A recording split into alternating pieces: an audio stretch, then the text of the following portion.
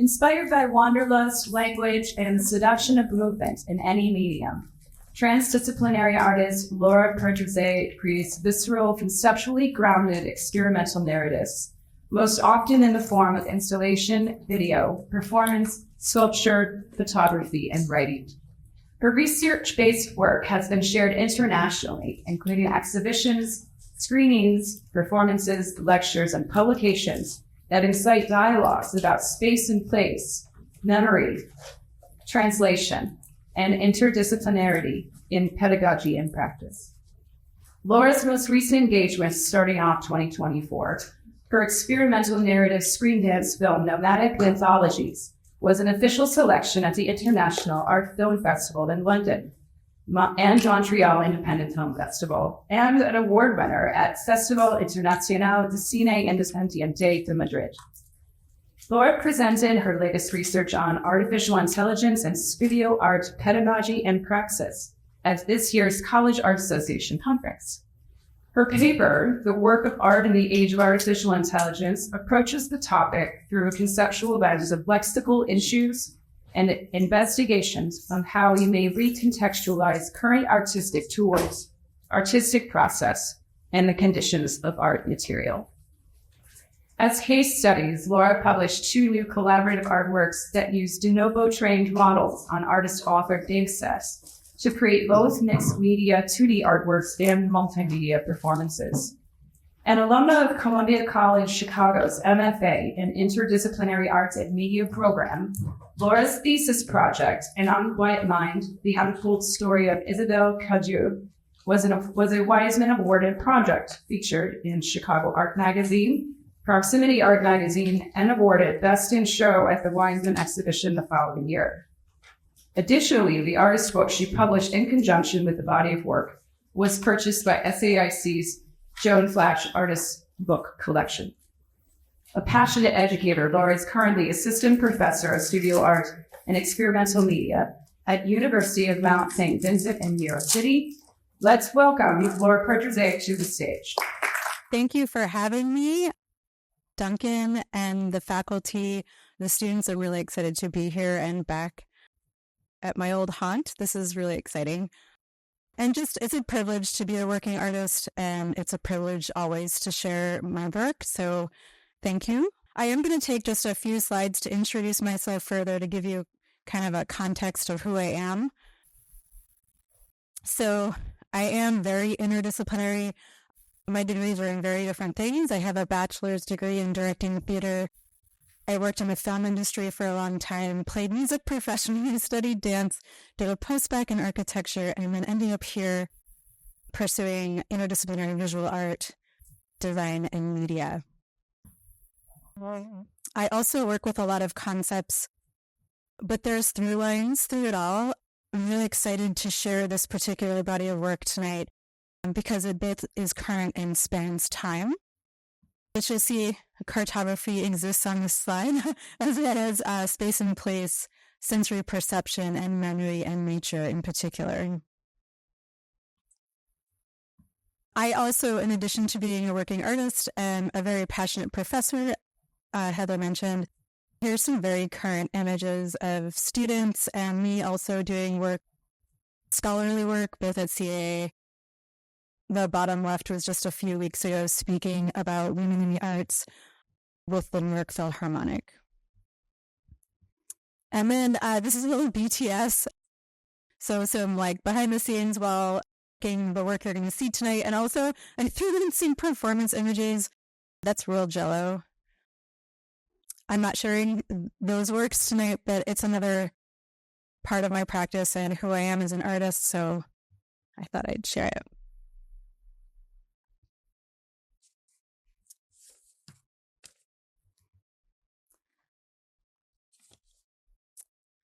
Prelude, a field guide for getting lost.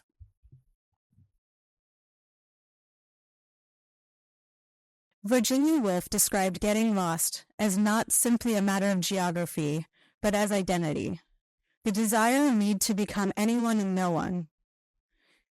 In my early adulthood, I spent a lot of time traveling alone, mostly abroad. I found any way I could get there.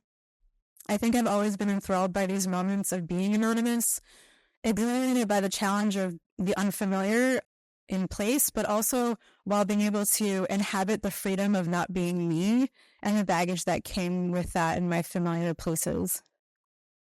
I also have this part of me that craves risk-taking in the sense of solitary adventure and the challenge of finding my way, like getting outside my comfort zone and actually getting lost.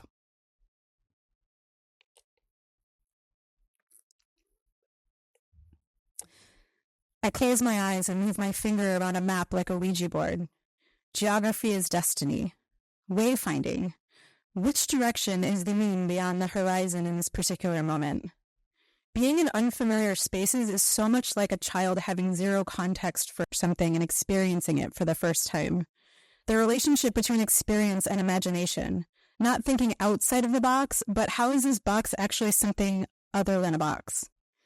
Alchemy, transformation. A surrealist sculpture like the lobster telephone, a meaningful contradiction or coexistence, but not a binary.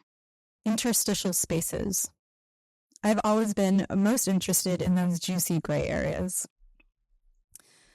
The slide and the sliding scale, the diversions between point A and point B. Getting lost in space versus time, a daydream or a tenure of heartbreak, the scent of memory, hearing an unfamiliar language that you tried to decipher. Getting lost is complicated. Getting lost in time is just as palpable as space. And when I prepared this talk for you, I realized maybe this whole dialogue within me started because I was always in search of a home and a place where I felt like I belonged. In my young adulthood, I liked to throw around the phrase that I was geographically challenged. Not a good look on a date. But anyway, but maybe I'm just attached to the sensation of unfamiliarity while also wanting stable love. But I guess it's an ongoing quest to see if those things coexist.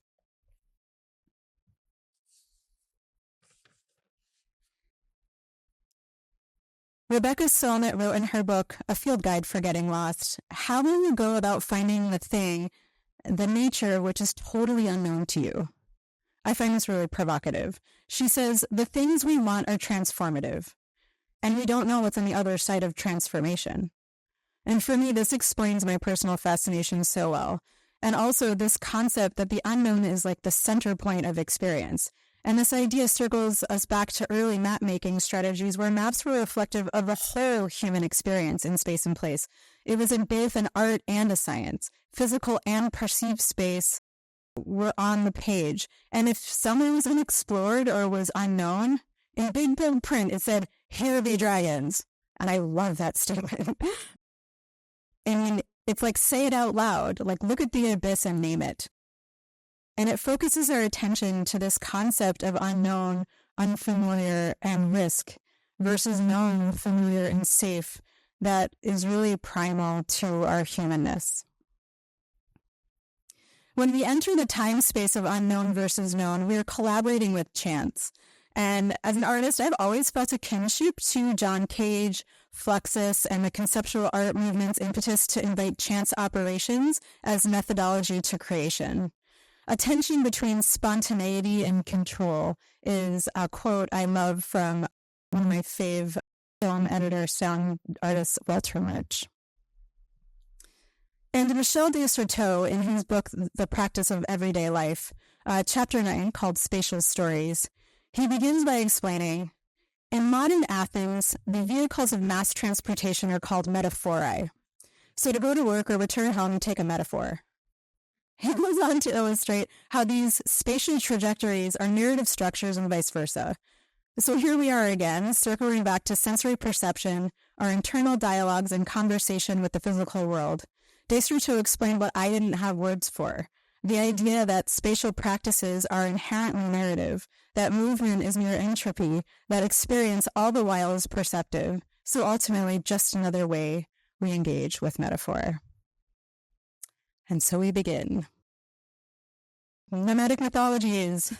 So this is both an umbrella term title for work I have made over time, And it's also the title of an upcoming exhibition of a current body of work. The work I've selected tonight, there's kind of a lot, but intentional and engaging, I promise. I've selected these works to share with you, both to reflect the current body that will be exhibited, but also digging into a little bit of the past, both research and early experimentations that I think will give, both context to the work and also, we're all artists in this room, so I thought I'd be candid and give you kind of more insight into my process.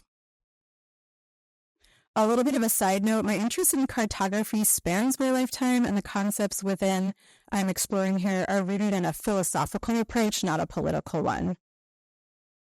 And I'm going to start off by getting kind of vulnerable. Another thing I did while preparing for this talk was stumble upon a Word doc from 20 years ago. My partner calls it Lauren's secret documents. There's so many. Anyway, this is so embarrassing, but I'm going to go through really, really fast. And I called it the Cartography Project 2004. I was a baby. But I was interested in this idea of combination of elements to create the view of a whole, the relationship between science and art. No one's ever seen this by me. I know the first people. The objective and subjective, the idea that landscapes inherently contain real and perceived space. The central point is constantly shifting with different circumstances, and this idea of boundaries, again, both territorial and otherwise. Also, thinking about artistic geography, what is the idea to experience a map rather than it being like a two-dimensional document? Communication and socialization. Also, an interesting point from a making standpoint is the reorganization of information, this idea of kind of restructuring elements or aesthetics to find an alternative point of view. I could go on, but we're just going to go through the embarrassing stuff. Okay, so with the exhibition forthcoming, this is the statement, quote from my beloved Yifu Tuan. That's for Yifu Tuan.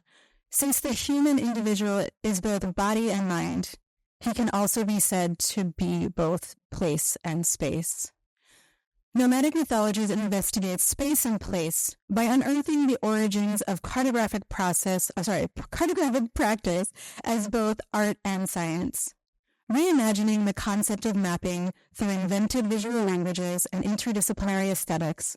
This exhibition includes sculpture, video, installation, performance, mixed media photography, and ephemeral collected objects. The artist intentionally blurs the boundary between the perpetual and the evanescent, where the concept of a map becomes a dimensional frontier, translating the nature of place and our place in nature. And before I jump into these different artworks, I'm a big collector, and collecting and found objects is a really big part of my practice, both, in kind of exhibition style, but also in just kind of a process, before I move my hands sort of way, research-based role. So here's just kind of a little collage of things that I've collected in this body of work over time. So I'm choosing to show this particular project to start. These projects are chronological. This one is not current except for an upcoming programming related to the exhibition. So Yuri the Measure actually was born right here at Columbia.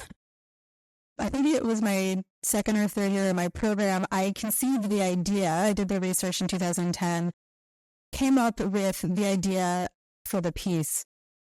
And then in 2014 here in Chicago, right before I left, the city did a public intervention and fieldwork. And then in San Francisco in 2018, shared this body of work at Incline Gallery in the Mission, and also the Walk Discourse hosted a workshop with the public. Yuri the Measure explores the experience of space through a conceptual strategy game. A paired dice reflects a complementary diagram pairing the 6 qualities of physical space with 6 qualities of perceived space, with the goal to give the player a holistic, novel experience of their surroundings. So this is what I made when I was a student. Again, a lot of these things are secret documents that have come out over time. But once I made this diagram and really kind of whittled down how I defined the qualities of these types of space, I was able to make a sketch model for the dice. So this is, I think I found a piece, wood blocks at a toy store or something, and painted them white, and it's like literally pieces of copy paper handwritten with a glue stick. And then this is a grid of all the possible combinations. And then it turned into, this is the first model. This is a 1x1 laser cut wooden cube that I made in 2014 and used for the field work. I love this combination. It's real juicy. So then I just went out and did it. Is Nicole Lane here? Okay. The person who documented this work was hoping to leave their job today and get here. Just an FYI, how I chose the locations, I just believe as an artist in being hyper intentional. Your specificity is your authenticity. And I'm a nerd, so I chose the Fibonacci sequence, and I started with the center of Chicago downtown, and I just literally mathematically made the spiral. Nobody knows that, but here we go. Location 1, main editing. I tossed sound and familiarity, and so this is a snapshot of me in that location. I'm going to go through these kind of quick because we have lots to look at. Second location, Madison State Architecture and Memory.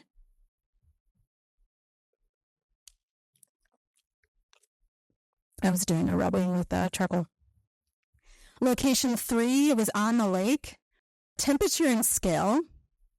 And I definitely almost fell in. I have that on video. Location 4 was Oakdale and Cicero. Time and imagination, and I ended up doing a timed writing series while I was there. Also, I had never been to these locations. I just kind of plotted them on a map, like an actual map from AAA, and brought Nicole with a camera and was like, let's go. Okay, location 5, Cicero and 31st, population time signature.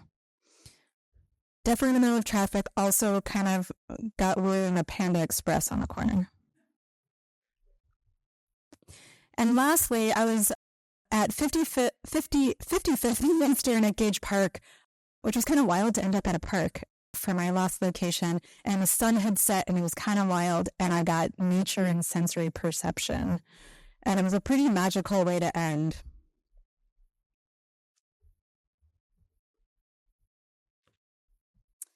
And then fast forward to 2018, this is San Francisco.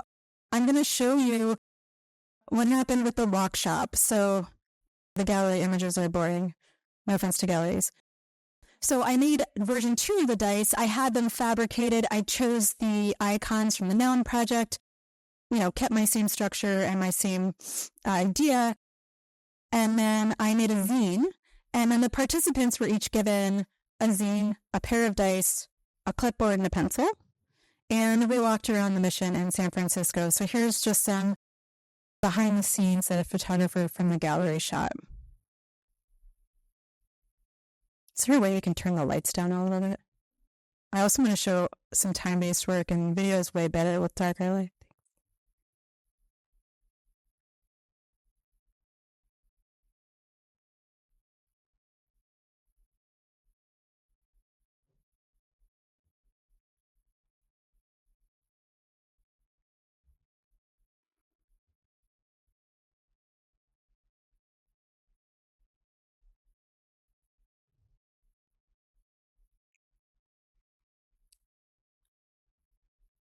And our last location, we kind of did a little bit of a debrief, and everyone kind of shared their experience. And it was really, I don't know what you all feel like when you share your work, but no matter how many times I do it, it's kind of nerve-wracking, not knowing how people will react, and did they feel something, what kind of experience do they have? Really kind of magical conversation that we had in the park at the end. Okay, fast forward again. Reading a wave. So this piece was actually commission and presentation at an artist residency. I was the presidential visiting scholar at Lane Community College in Eugene, Oregon in the end of 2017. And I created this body of work. However, elements of this body of work are living on in this current upcoming exhibition. So I'm going to show you just those pieces today.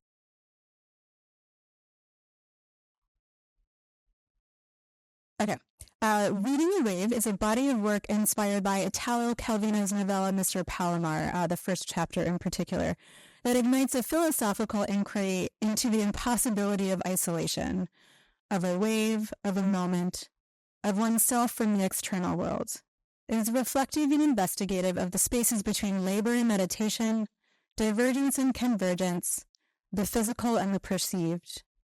Reading a Wave captures the essence of these dichotomies, challenging their complexities to reveal a micro view of a macro, focusing our attention onto the details within the overlapping elements that shape our experience, as with the ocean. And this piece was completely driven by text analysis of this one chapter.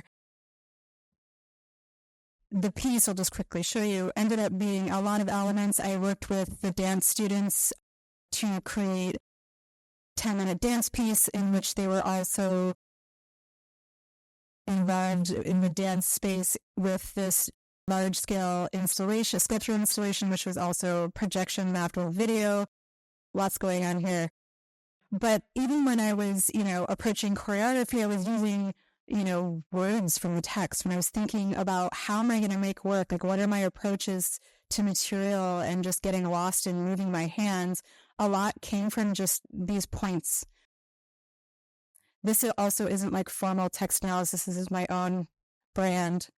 But this is something, language and translation and text really drives a lot of my work. So I just wanted to kind of, highlight this as important.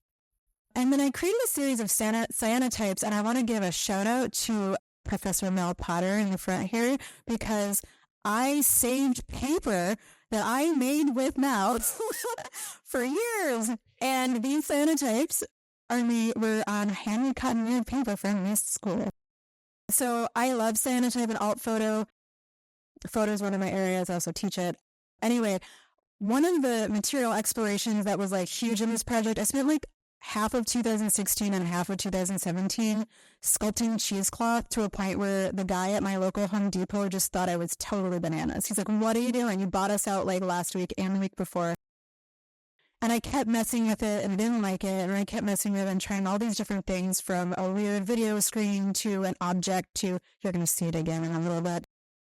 But this is actually sculpted cheesecloth pieces on directly exposed, like photogram style, on a contact print on a paper, on that handmade paper that I had scrolled away.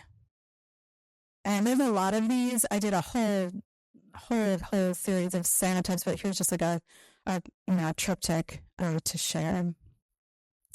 And then this is one of my favorite things. I did a durational performance in the Pacific Ocean. So the whole chapter that this text was about, this guy, Mr. Palomar, who's standing at the edge of the ocean, and he's, can I take this off? Oh, I could have taken it off the whole time. Okay. So, I'm so serious and I'm kind of a Muppet. Okay, so he's standing at the edge of the ocean and he's like trying to capture a wave. He's like, I see it. But then another one overlaps. It's dreadfully boring. It's like philosophical nonsense. But I found it really, really exciting. So then I was like, I'm going to do that. So I bought a food pack. I bought 100 Fisher scientific vials. My partner is a scientist. And I went to Gray Whale Cove Beach and I stood there in leaky boots and I just, leaned over, caught a wave, put it in my fanny pack. And then I, would pause and try to keep them in order. And I kept doing this. It took me a few hours. And so here are 100 ocean waves sequentially captured. Okay, so there was, I'm also a filmmaker and a video artist. It's a huge, huge part of my practice. So There have been different versions of this video. This one I'm about to show you is the 3-channel version. It's a snippet sample of it. I shot it on a DSLR and a GoPro, and I wrote the poem. To see a wave rise in the distance, the enigmatic blue draws close. A wave emerges, reaching, longing, vanishing into the fold. Another, a mirage hemmed in white. The impossibility of isolation. Does the singular wave exist? A dancer emerges from darkness. Shape, change, flow. Another, a mirage hemmed in white. Shimmering shifts, fold, retreat, a pulse and sigh. Frequency, distance, approach, constant emergence. Another. The ocean is tall, not deep. Forms and sequences repeat, oblique in space and time. One wave swallows another, rapid disappearances. Another knot is tied and shatters. Another, a mirage hemmed in white. An opaque silhouette gestures its edge forward. 2 wings stretch toward the shore. A gentle breath of the east wind turns the sea's surface. Another. This wave is born of air. Where does the sea touch the sky? Here be dragons, they said. Humans born of water. The deep blue unexplored. Bound in wonder, origin, and fear. Magic and everlasting blue. These waves overturn time. A mirage hemmed in white. The impossibility of isolating a wave. To see one's reflection in another. This is knowing the universe.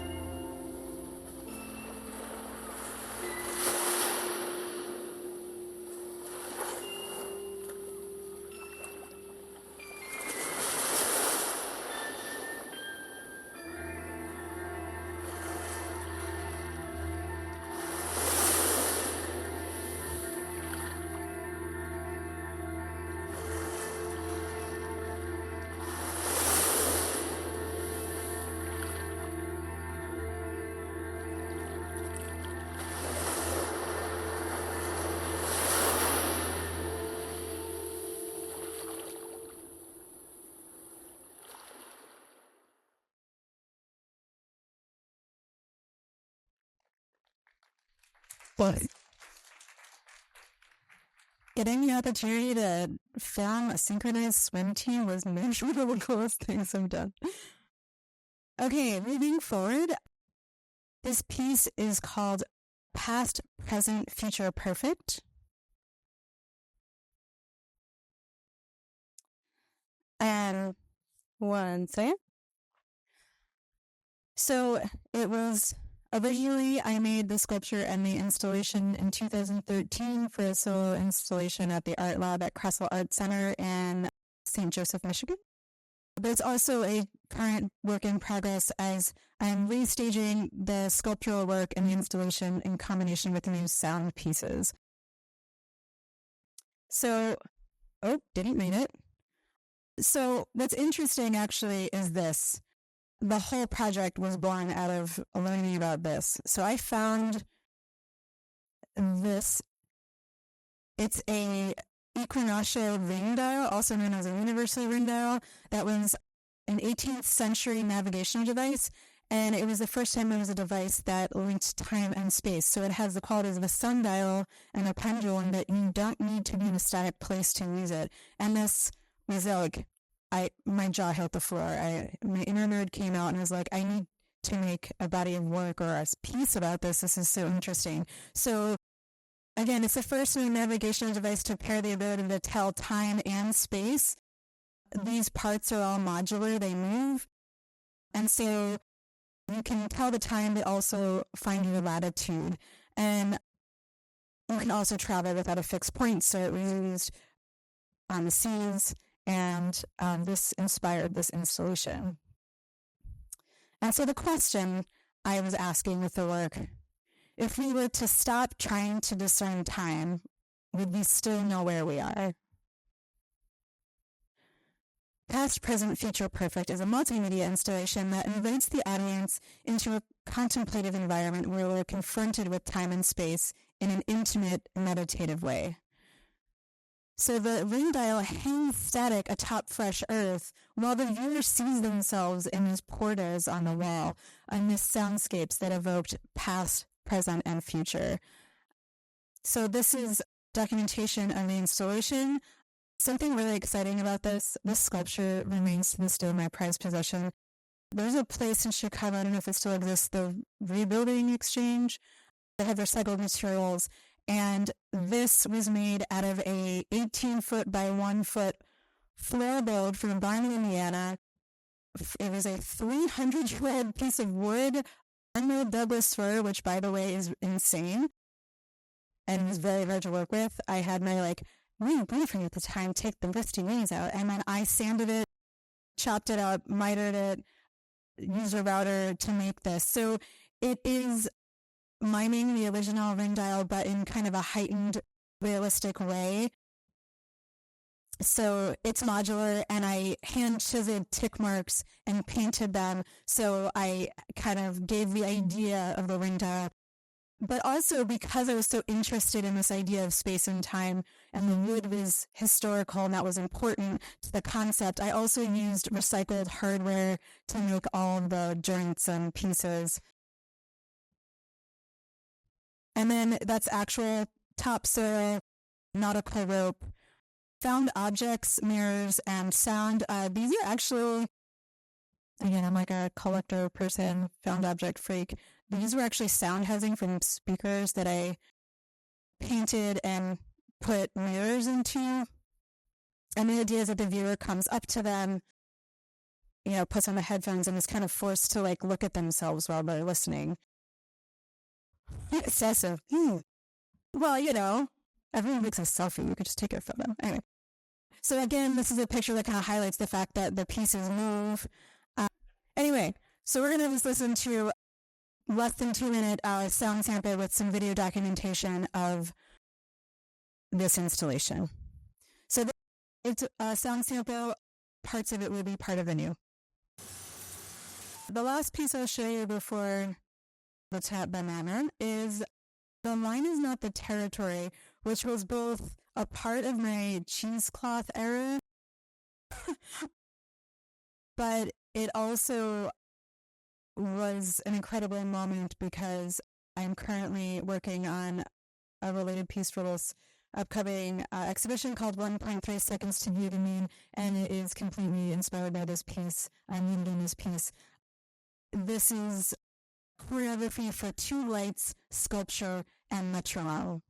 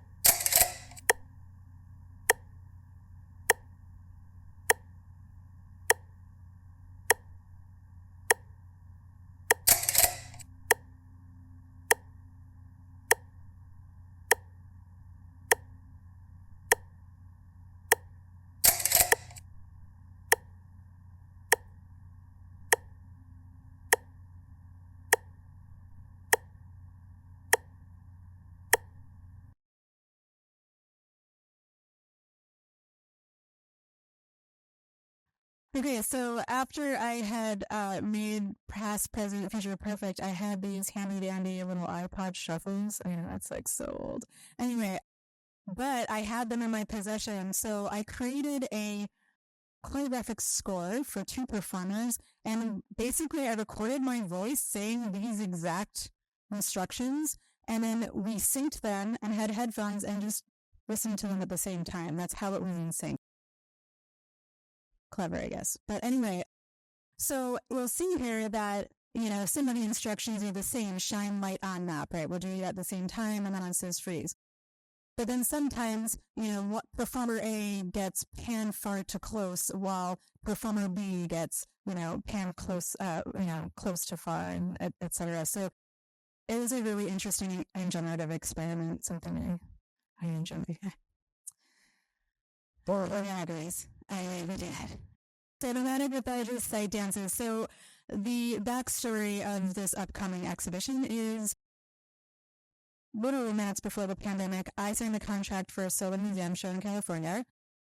And then the pandemic hit, the museum closed, and it was postponed more months.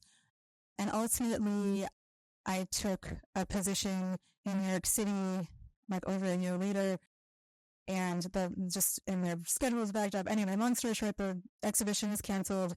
And so, again, I'm going to be announcing soon where it will be happening finally. But I had this kind of black hole moment of, I'm not showing the work. And simultaneously, I got pregnant. I started a new job. I had a baby.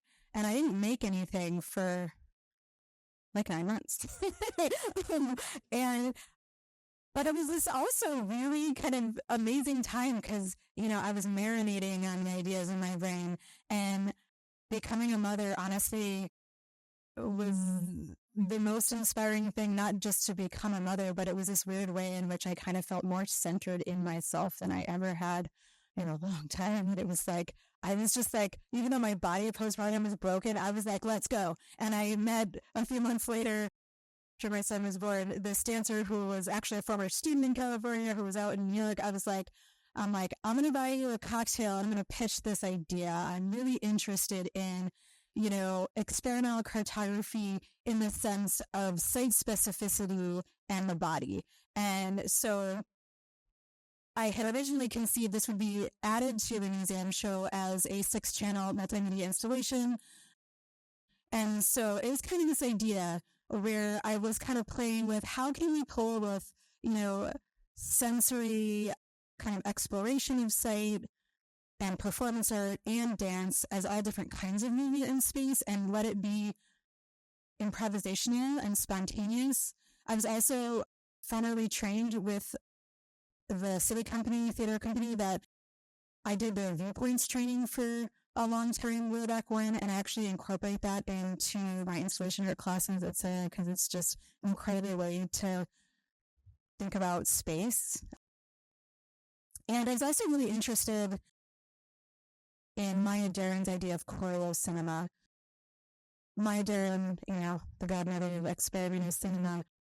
Choreo cinema, instead of the camera being observational or representing movement, it's, this idea that it's part of the movement. And I was interested in how can maybe the camera be a character or have this interpole in that spontaneity, in that kind of improvisation. And while the dancer is mapping her body to the site, how can I be also part of the ecology of that experience? So, New York City is 5 bows. I intentionally started by choosing, a site in each one. It was like bare bones. I shot it. It was just me and my camera, the first 3 locations. And then all of a sudden I was like, I think I have something here. And I hadn't made a feature film or a full short in years. And I called up my friends in New York and LA and I was like, you guys, can we have a crit sesh? Can you look at this? And I was like, this is a movie.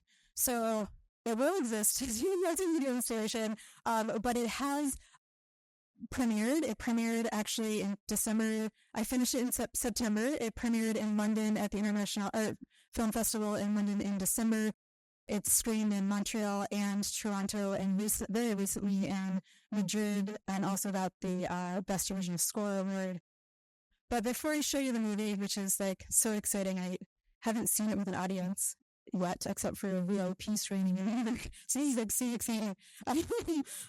I want to show you the other elements from the installation version, and also I want to read you the movie description, or the piece description.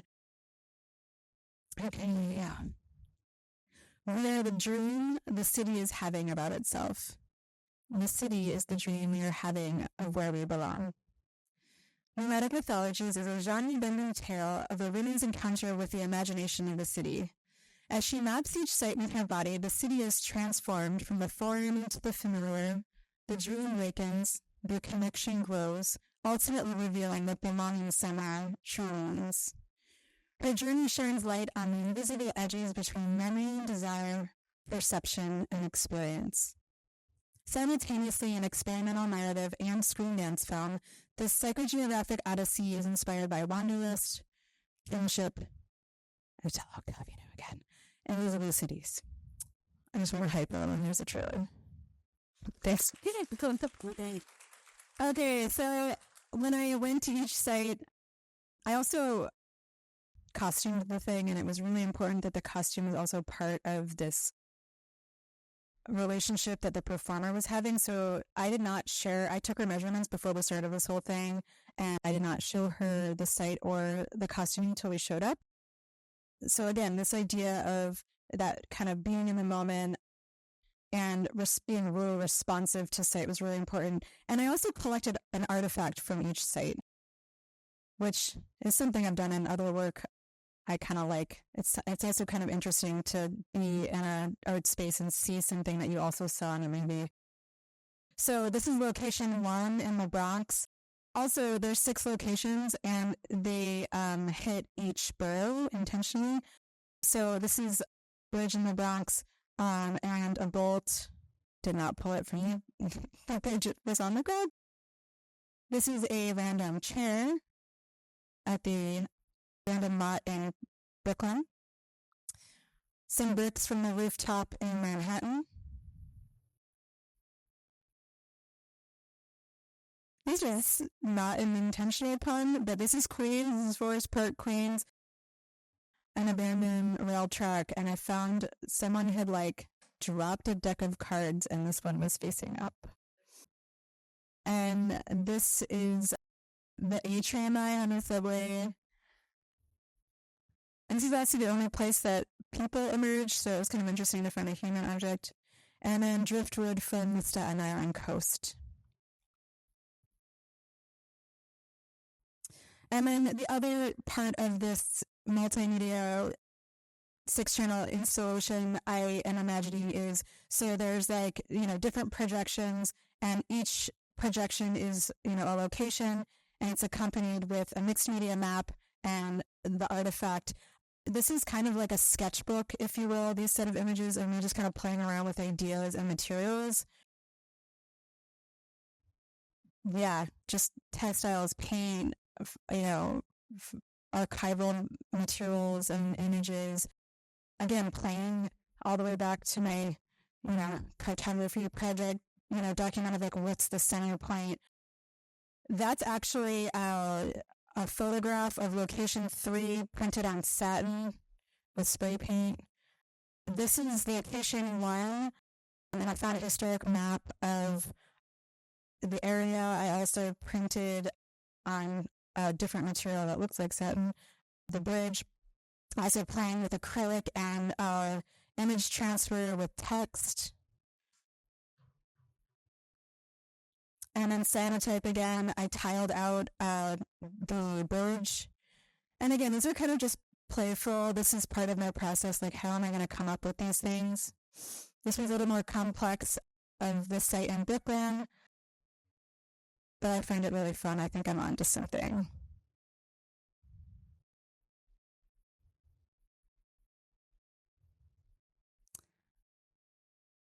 All right.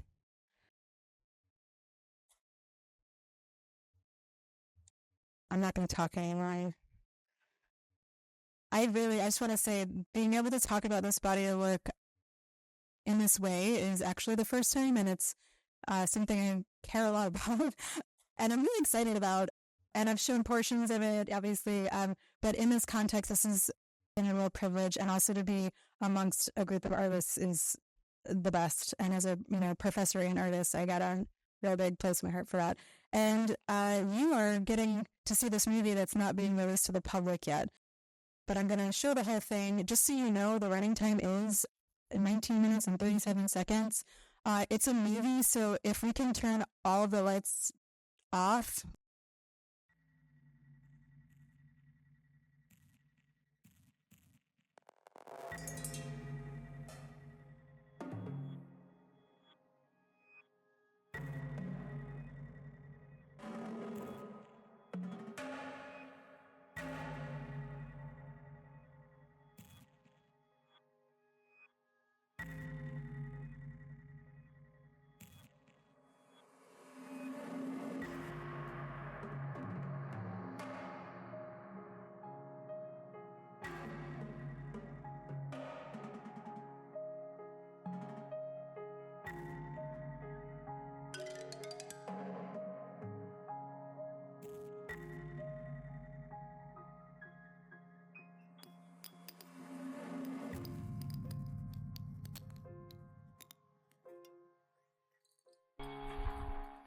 Thank you, Laura. That was amazing. Thank you.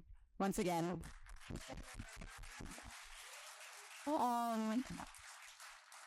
You're so excited to have had you for our final event of this season. That was really beautiful. I'm sure everyone agrees.